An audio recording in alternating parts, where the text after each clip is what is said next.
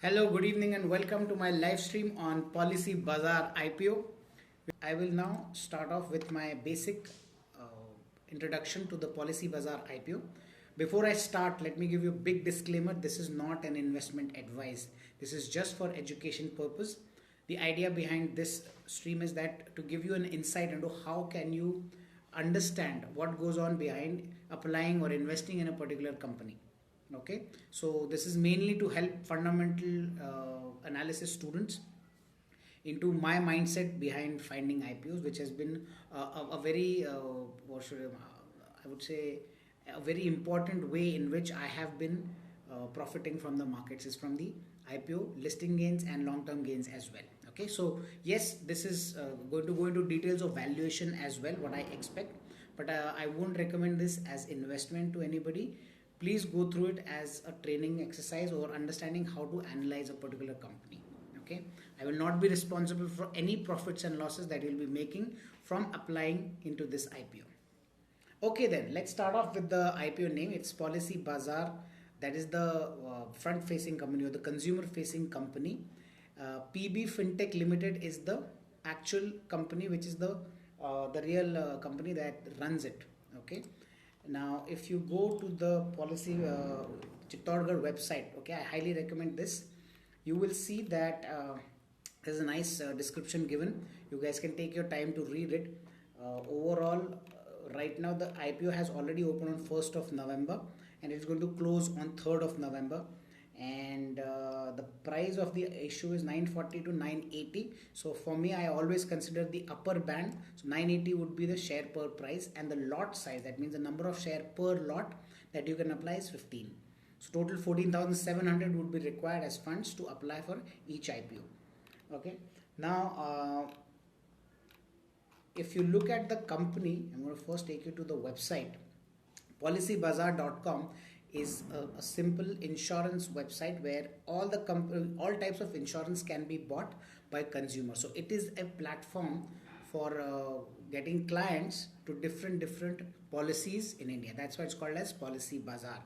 It's an online website. Think of it like an Amazon, but only for insurance. Okay, so as you can see, they have all sorts of insurance on their website, various offers. Akshay Kumar is doing the ad, so that's a good thing. I'm a big fan.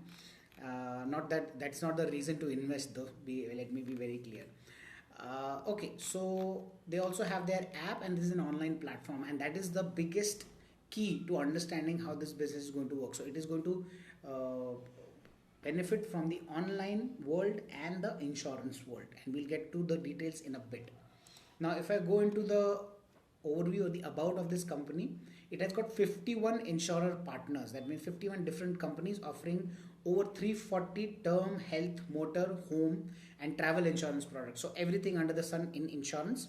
And it has, as of March 2021, 51 companies and 340 different plans that are offered on this company. So huge. Now, one thing you need to understand is that it is the largest digital insurance buying platform in India. In fact, I don't know if there is a decent competitor to this particular company apart from the companies, like HDFC Life or Life Insurance of India. All of these have their own platforms. Apart from that, there is no real competitor to this company. Okay, and they have 93.4% market share right now, and that is what has really motivated me to even look into this company. Having the highest market share means that they're the king of the market, and one of the key factors of fundamental analysis or the things that I look for in a company is their market share. And at the same time, they also are responsible for 65.3 of all digital insurance sales. So they're dominating the sales as well. The entire market is actually it is a marketplace, and they run the marketplace in short. Okay, Paisabazaar, which is also another company. So apart from this, they also have Paisabazaar in it. I'm sure all of you have gotten calls from Paisabazaar.com whenever you've inquired for a loan or credit card, and that also has got at least 51.4 market share in the digital credit space. So overall, the idea is very nice. They are providing these financial instruments. They're providing a platform for financial instruments. So that is something which I like. India is actually very, very nascent for both these industries. And digitally also, we have just after COVID, actually we become graduated in buying stuff online. Okay, so demonetization was probably the kindergarten level, and then COVID made us graduate into the world of online payments, online buying and selling. Okay, and thanks to Amazon running its show, Paytm and Google Pay running their show, India is now going online, and they're going online fast. So let's look at key positives of Policy Bazaar. Okay, couple of things to keep in mind. Of course, if you go to the DRHP, there are going to be number of different positives that you can read. I would recommend reading through all of them. I am giving you a brief points. I'm giving you really small 5-6 points that really stand out. Okay, so again, this is derived from the DRHP. Do not ignore reading the DRHP when you are applying for an IPO. So first of all, is insurance sector is super underpenetrated, and most of you who have probably been in my investors club or taken any of my course know how much I am bullish on the insurance sector, or the entire financialization of savings in India. This giant theme. Out of that, insurance is one of it, that whatever fixed deposit money or the savings that is there in India, it is going to be distributed into insurance, mutual fund and stock market, as you can clearly see it. Okay, so that entire mega trend is already happening in India, and insurance sector sits right there. Thanks to COVID, now people are even more careful. They want to have more health insurance, life insurance. People were scared, so they basically were focused again on protecting their life, not just making money. So insurance sector is super underpenetrated. If you go to IBF.org, which covers sectors nicely, you can see that currently India's market size of insurance sector is 280 billion as of 2020, not even right now. It's 2 years back. Okay, and overall, the market share of private companies is 47.97%, and it has been slowly increasing, which again is going to help our Policy Bazaar company. First of all, the market size is huge. However, you need to understand that it is still very, very low. Okay, in India, India's insurance penetration is pegged barely at 4.2%. So again, barely any Indian has got any insurance. Most of us are avoiding insurance for various reasons. There are benefits of it, there are pros and cons of it, but 4% is really, really small. Okay, even if it goes to 4.2 to 10%, we're talking about an exponential growth in overall amount of money that will come into the insurance sector, and the kind of money that can be made by the insurers.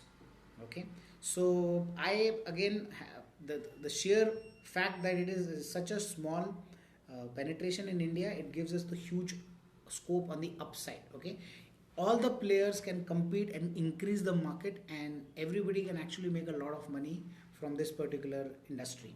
Okay, plus I like about insurance sector is that it is an asset light model. Okay, that means you don't have to have huge investments. You're actually just taking money from people, keeping it in assets. You're earning money from that, and you're only giving what is the sum assured.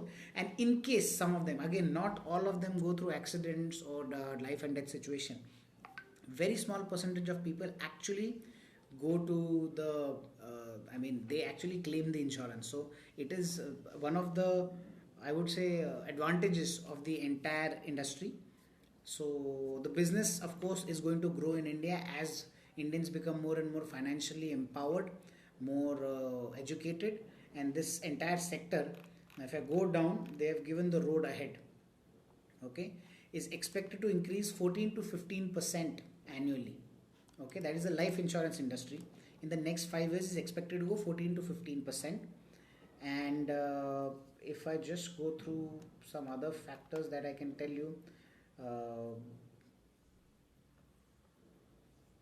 Health insurance companies in non-life insurance sector increased by 41% last year after COVID-19. So all of these are positive factors.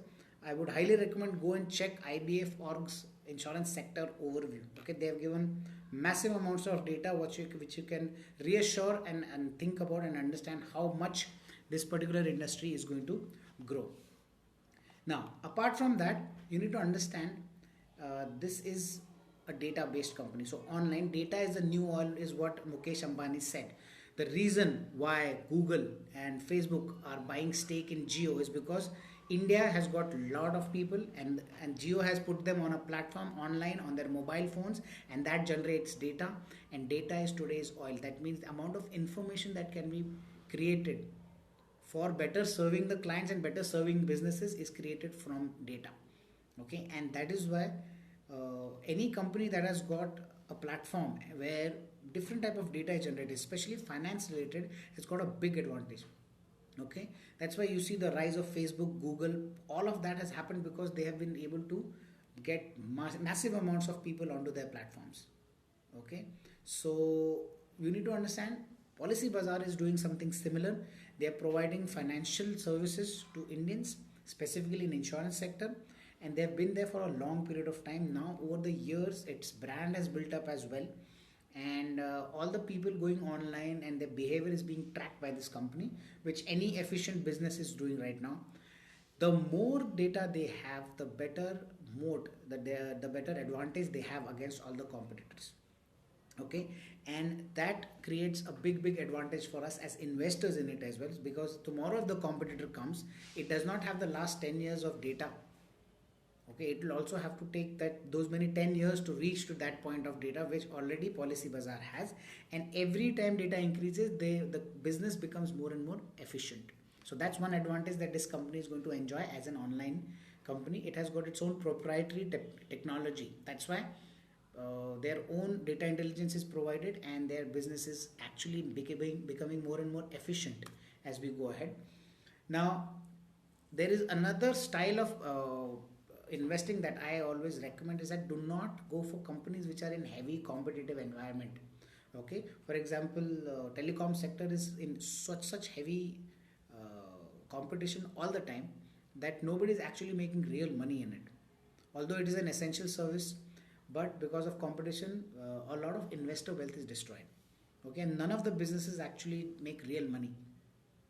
But if you are a business which provides to the competition, then you have a great advantage, which simply means that people might fight and die, but since you are providing them with the tools, you'll always make money.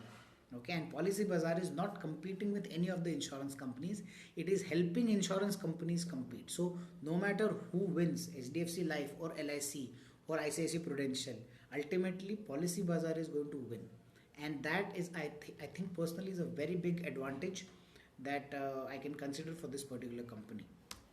Okay, now the other aspect that I like about this is the compounding of strong network effect.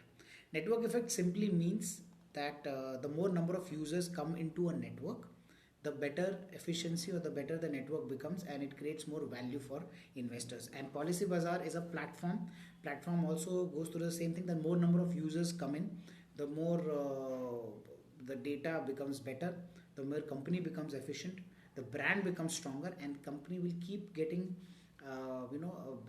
efficient in making more money. The profits are going to be much more the profit margins are going to improve as we go ahead. Okay, so network effect is simply that let's say we have a phone. Okay, a single phone is not of any value. The moment you have a second phone on the other side, suddenly the value of the phone is that okay, two people can talk. The moment we have third phone come in, obviously now each person can talk to both of them, and so on and so forth. As the network grows, the more and more value will be generated from that particular network. Now, Policy Bazaar is not a network, but it does have the platform which provides, on the one side there are a lot of customers coming in, and on the other side there are a lot of insurance companies coming in. So all this interaction is creating the network effect in Policy Bazaar. Now, less cost to acquire. The other brilliant part about insurance business is that there are renewals. Okay, and at the time of renewal, some of it is auto renewed. It is much more easier to acquire clients. So they have done the difficult work right now, but slowly what is going to happen, all the customers that had taken policy from them, and so basically, I don't know if some of you know any insurance agent, what happens is whenever somebody renews the policy, the agent again gets some kind of benefit from it. Okay, so it's all up to the client to renew. Now, whenever client renews, the cost to acquire that client is very less. To get a fresh client, company has to do advertising, marketing, follow up, sales team has to work. So a lot of cost goes into acquiring fresh clients. But it is 6 times less to keep a client. That is an old business saying. So Policy Bazaar and insurance business especially true, because here once a person gets an insurance, if he renews the policy or takes for probably family member, it's going to go through the same company, and that is going to benefit Policy Bazaar at some point of time, which I'm pretty sure this company's renewals are going to make more money than the new business coming in profit wise. Okay, of course not all the people renew, but at least the cost or the profitability on renewal is very very high compared to the new customers, and that is going to be a key beneficiary in the long term for this particular company, which is again something which I really like. And finally, as I've already said, just like the insurance companies in themselves, since this is a website, this is an efficient asset light model. Okay, they do not have any heavy setup or machinery to take care of. They need to maintain their servers properly, their website online, and their call centers, which is not going to take too much of money. It's not capital intensive. Neither they need to invest in heavy assets. Although right now from the interviews that I saw of the management, they are trying to make small physical locations as well, which is going to add to the brand and network effect, in my opinion, where people can actually physically go and probably consult somebody as well. So at some point people also need that human confirmation, especially for finance. So instead of just doing purely online business, they are also trying to create these little centers where people can go and take advice or just buy their policy as well. So that is going to really really help this company go ahead. But these are not going to be big centers. That's why it will always say a capital efficient asset light model. So these were the key pointers. Again, don't get carried away. You should always measure positives and negatives both before applying to any IPO. So let's look at the negative as well. Okay. Number one, insurance companies themselves are developing their own digital game, digital platform. Okay, so there's a chance that at some point of time, if one company's digital marketing is really really good and they're able to take clients, that could really hamper Policy Bazaar. And if tomorrow all the companies have got really good digital platforms themselves, then there could be a possibility of Policy Bazaar losing market share, and that could be a big negative.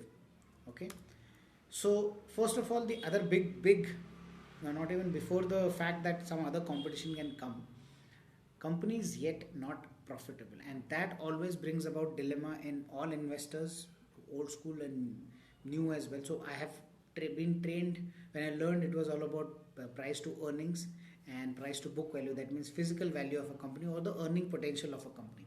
But with online platforms, you cannot put traditional valuations. Okay, that's why price to sales is used, which I'll come to when I'm doing valuation of this company. At this point of time, one fact is there, that company is still not profitable. Okay, and when we do the financials, I'll show you how it is faring well, and that becomes very very difficult to project in future, that if the company is not even making profits, on what basis are we going to see the money coming in the future? Okay, what if it never is profitable? So there, that could actually give us a very, how do I put it, it gives us a difficult dilemma. Okay, where do I risk on this company, or whether do I put my money into this company or not, because it's still not making money. So for that, that's why the other positives need to be really really high for you to be able to take that risk. So this is a big risk factor I want you to be aware of. The other thing is low entry barriers. These days making website or platforms is not as difficult as it was earlier, although they might take some time, but it is not that they cannot, no other company can come in and start off with their own platform. So I personally feel that online space is such an open environment, anybody can come and get disrupt the business. So that could be big negative. Lot of little players coming in and becoming aggregators, like what happened with online e-commerce, or currently what is happening with all the brokers, the discount brokers. Okay, so similarly Policy Bazaar may face that threat. If that comes, again it's going to be a big negative for Policy Bazaar. And another big risk is that regulatory risk. IRDA, which is the governing body for all insurance policies and insurance related work in India, if tomorrow it starts off, it passes any law or rule which stops Policy Bazaar from doing any business, then that is going to be a major drawback for Policy Bazaar as a company, and it may end up losing a lot of money. In fact, it might shut down its business as well if tomorrow IRDA starts. So that is one thing, always going to be a looming risk on this company. So please be aware of both positives and negatives as well. In the DRHP, you will see that the first page or the first few seconds, the business risks are clearly given. I encourage you to read that, so that tomorrow when you don't make money in a company, you are very clear what happened. Okay, one of those reasons might have resurfaced, and that's why the company stock went down. Okay, it should not be because अरे ऐसे कैसे चला गया पैसा और company बहुत risky थी. क्यों रिस्की थी? You should be very clear about that as well. Okay, now move on to the financial. Let's quickly have a brief. Again, this is from chittorgarh.com. You guys can check it out yourself as well. So for the last few years, let's say from 2019, their total assets were 7,514. They doubled in March 2020 to 15,759 crores and 23,337 crore this year. So their assets have definitely been increasing, which is a good thing. Revenue, if you look at revenue, it started from 5,288 crore in 2019. Then next year they made 8,555 crores. Then 9,574 crores. This is during the COVID lockdown period of they actually increased their sales. Although from March 20 to 21, the growth has not been that significant. However, the profit after tax, which is an interesting aspect over here, you can see that they were in losses in 3,468 crore losses in the 2019 year, then 3,000, so they reduced their losses, and last year they significantly reduced their losses to 15,248, which is actually they actually halved their losses. So that is another key positive in a way, if you're thinking very positively, but it's still not assuring, because until and unless company profits, you're not going to be, I will not be very confident about the company. But it is still a slightly positive sign that they were not able to make big revenue, but they definitely use that time to use their resources efficiently to reduce losses. Okay. And now if you look at the quarter on quarter comparison, which is there, I've shaded this in blue. June 20 they made 18,555 crore, and June 21 they made 22,787 crores. Okay, so there has been better performance quarter on quarter, but the losses have increased. So profit after tax was 597 crores in June 20, and this year it has actually gone to 1,108 crores. Okay, so yes, revenue increased a bit, but the losses also increased. So quarter on quarter performance does not build that much confidence, I would say. Okay, now before I go on to the valuation segment, do you have any questions? And we just say hello to everybody who has joined in. Ajinkya, Sachin, Miss Desai 99, MS Desai, News to Date, Sam, Anand, Narayan, hello. Abhijit, Chaitanya, always good to see you. And AK Prasala. So I will now move on to the valuation segment, and that would be the last segment. Before I go to valuation, let me be very clear. Again, this is not an investment advice. This is just for you to understand what is my thought process behind applying for a company. I will not be responsible for any profits or loss you make from this information. Okay, this will be my standing disclaimer for all my live stream and all my classes, because you need to be responsible for your own profit and loss in markets. Okay, until and unless you can do that, do not come into the stock market. I would really recommend that. Okay, so let us now look at some of the valuation factors that I have taken into consideration. I will now go to my sheets. Is it here? Not here. Hold on. Okay, Policy Bazaar IPO valuation. So now for valuation, the biggest dilemma was I was not able to find any earnings, so no price to earning multiple could be used. PE ratio is one of the standard measures. Price to book value, I wanted to use it, but then I realized this is not an asset heavy company. Insurance companies on the other hand, if they're increasing their asset, then it's a good thing, because then that means they have more and more money under that is asset under management for them. But since this company is not an insurance company, it's an insurance aggregator, they do not have any assets, so valuating them based on their assets is not going to be really helpful. So what I did was I compared it to other platforms, and a very standard measure that a lot of companies use is the price to sales ratio. So if I take you to the Financial Express article, over there they've clearly stated the price to sales ratio.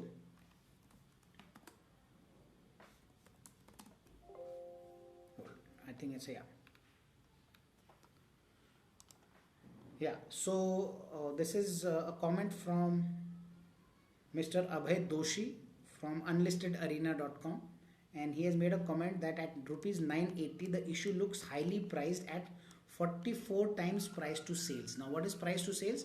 Since these companies do not have profit, what companies do is how much sales are they doing every year, that is multiplied and considered for valuation. So price to sales ratio is just how many times of the sales are you willing to pay for that company. Now in case of the IPO for PB Fintech, which is Policybazaar, 44 times price to sales ratio was used. Okay, so now I've considered that along with comparing it to other platforms which are not exactly similar but quite close. So I've used Zomato because it's aggregating food companies, but it's a tech company, completely digital. Then CAMS is a company which provides services to financial sector, mainly mutual funds. So I've used that as well. India Mart, again we know, is an aggregator in India, and Info Edge. So all of them have respective. So Zomato has got 52 price to sales ratio, CAMS has got 20, a little lesser. India Mart has got 30, again more into physical products. And Info Edge, which is also an investor in Paisabazaar, by the way, it's got 69 times price to sales multiple. Okay, it's valued a little higher than, I would say it's a little expensive compared to other platforms, and more so because again it has been there for a very long period of time. So as the time grows, these companies really build in a lot of value within themselves. So with 44 as the reference, I just divided 44 with 980 to understand how much we can consider it if at all tomorrow. Okay, so here's how I'm evaluating the company. I'm just considering if at all tomorrow the company's price to sales ratio is considered to be 52, which is just like Zomato. Okay, so then from 980 the company might be listed at a pricing of, hold on, 1158. Okay, let me just confirm again. Yeah, so if I multiply that 22.27 with 52, which is the basic ratio of the current valuation, I get the price of 1158. That is going to be expected listing. That would be an okay listing in my opinion. Again, nothing is 100% in stock market, so please don't take each and every word and number to heart. This is just a rough idea of how to come to valuation. Ultimately market is going to decide. Okay, so do not get caught up in the numbers. Just understand this is the basis I'm using. I'm comparing it to the other companies which are in similar business and using the same ratio to project its prices. Now the other number is 60. If it goes to 69, that means that will be the long term. So India Mart is the India Info Edge is the biggest listed player in the Indian stock market, and its price to sales multiple is 69.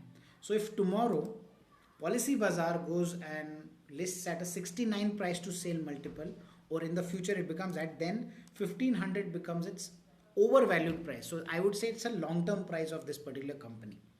Okay, so long term, that means 1 to 1.5 years at least we should expect this kind of return from this company if in the market it is valued exactly like Info Edge, okay, or the same price to sales ratio.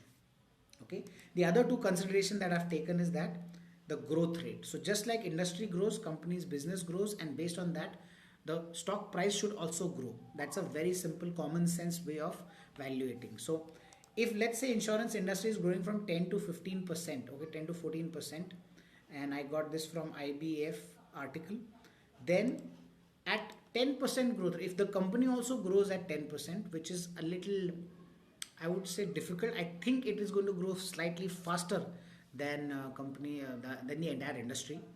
But let's say if it grows at only 10%, then we can expect the market price of this stock to also go up 10%. So based on that, 1007.8 becomes my basic growth rate based target.